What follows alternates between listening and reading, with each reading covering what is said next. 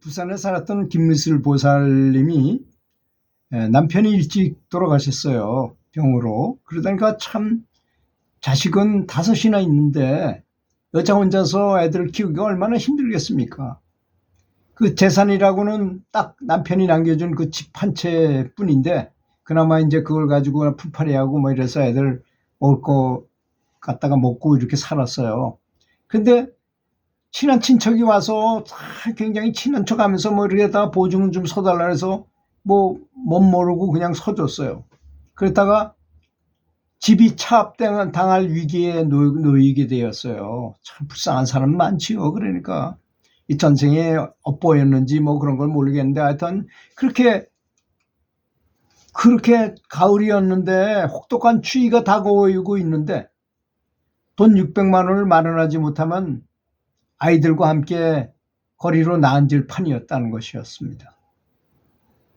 그래서 뭐 돈을 빌려야 될 거 600만 원 돈 빌려야 될 거 아니겠습니까?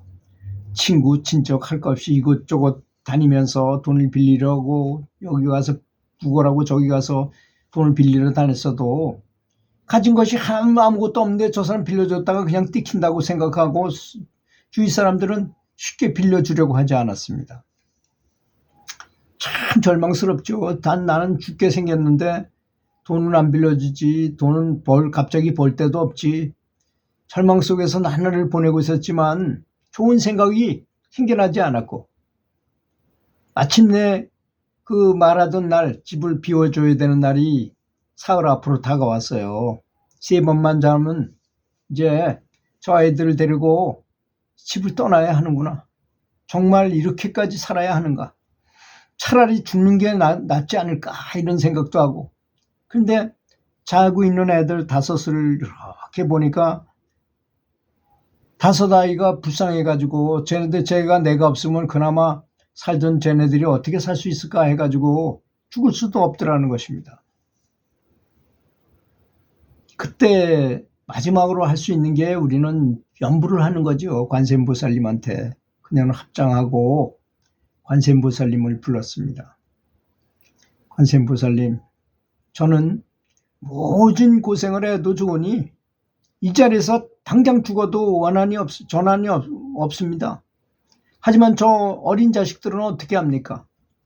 대자답이신 관세음보살님, 제발 저 아이들만이라도 잘 살 수 있도록 길을 열어주십시오 하고 정말 절망 속에서 그리고 뜨거운 모성애로 그녀는 관세음보살님께 빌고 또 빌었습니다. 정말 간절하게 기도한 거죠. 이분이 관세음보살만 계속 부른다 하더라도 그 속에는 다 간절한 마음이 너무나 응축이 돼가지고 간절하게 연부를 하는 거잖아요. 정말로. 이때 우리는 이런 말씀을 들으면 이분이 어떤 상황일까를 좀 이렇게 생생하게 생각해 타산지석으로 삼아야 되니까. 여러분, 책을 읽는 것이 굉장히 좋은 것이잖아요. 이 세상에서 여지껏 있었던 우리 지구상에 태어났던 사람 중에서 그냥 뭐 도를 닦지 않고 일반인 중에서는 괴테가 가장 IQ가 높았다고 합니다. 그 사람이 말하기를 참 사람들은 바보 같다. 다른 사람들이 쓴 책을 보면 거기에 엄청나게 많은 지혜를 자기들이 겪었던 일들을 거기다가 써놨는데 그걸 보고 그걸 따르면 굉장히 내가 그런 걸 살아보지 않고도 다 알 수 있고 간접 체험을 다 하게 되는데 왜 그런 걸 보지 않느냐, 책 독서를 많이 안 하느냐 이렇게 하는 말을 그분이 써놨더라고요. 굉장히 감동을 받았습니다. 그런 것처럼 이런 연불 감옥록을 이렇게 들어보면 저때 저 사람의 그 심정이 어떨까를 생각해 보는 거예요. 그렇죠? 자식은 내가 나 혼자 몸이었으면 그냥 팍 죽거나 그랬으면 그러고 말았으면 좋겠는데 저 자식들 내 배로 난 저 자식들을 보니까 쟤네들을 어떻게 해야 되는가. 그때 그 심정으로 정말 간절하게 연부를 하는 것입니다. 밥맛도 없겠죠. 그렇지 않습니까? 잠이라고 오겠습니까? 잠도 안 자고 계속 연부를 하는 거죠. 그냥 무조건 관세음보살만 불렀습니다. 어느새 하루가 지나고 이틀이 지나고 사흘이 지나 어둠이 걷히면서 동이 트고 있었습니다. 갑자기 눈물이 탁 흘러내리는 게 그녀는 도저히 감정을 지켜할 수가 없었습니다. 그녀는 큰 소리로 울면서 소리쳤습니다. 관세음보살님 살려주세요. 제발 살려주세요. 그렇게 아주 열렬하게 연부를 하고 있는데 누가 와서 대문 두드리는 소리가 나는데 처음에는 조그맣게 이렇게 두드리더니 점점 거치게 세게 두드리는 것이었습니다.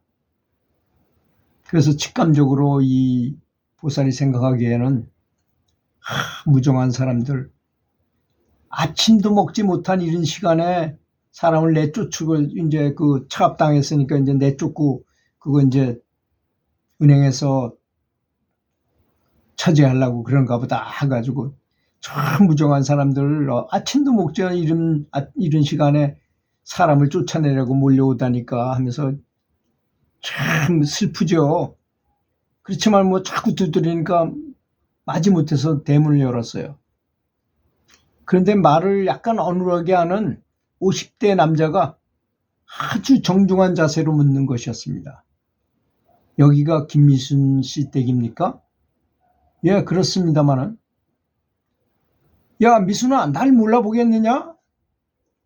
나 큰오빠야. 내가 바로 네 큰오빠야. 그녀는 너무나 뜻밖이었어요.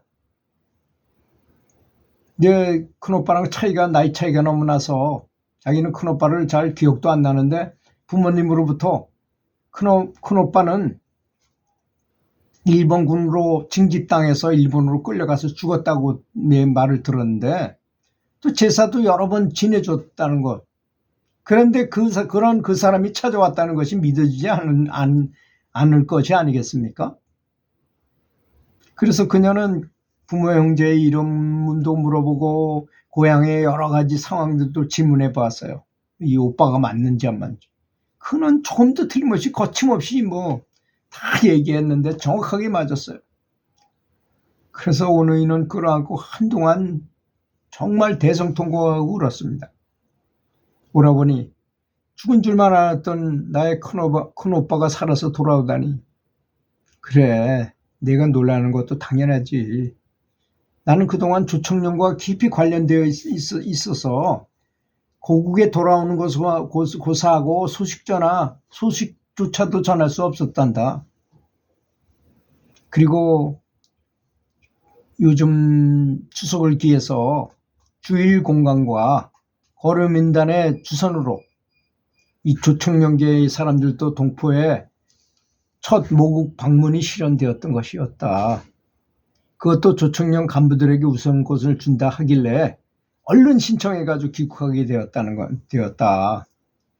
며칠 전에 와서 고향을 찾았더니 가족들은 모두 다 죽고 막내 여동생 하나만 부산에서 살고 있다는 소식을 듣고 며칠을 수소문하다가 이제 비로소 찾아오게 되었다는 이런 얘기를 장황하게 얘기하는 것이었습니다.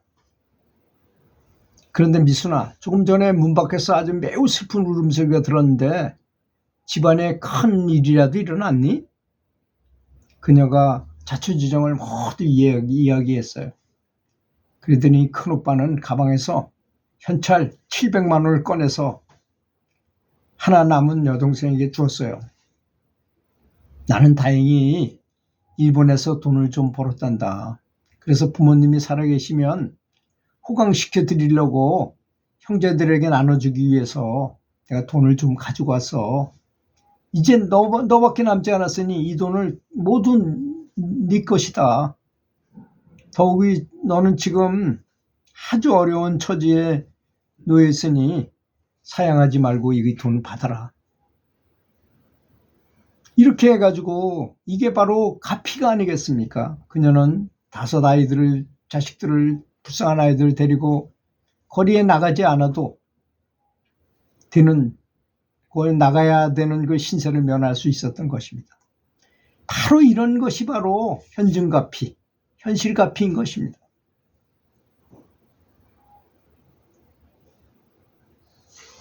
관세음보살께서 현실에서 바로 자비를 나타내서 자비력을 증명해 주신 현진가피라는 것입니다.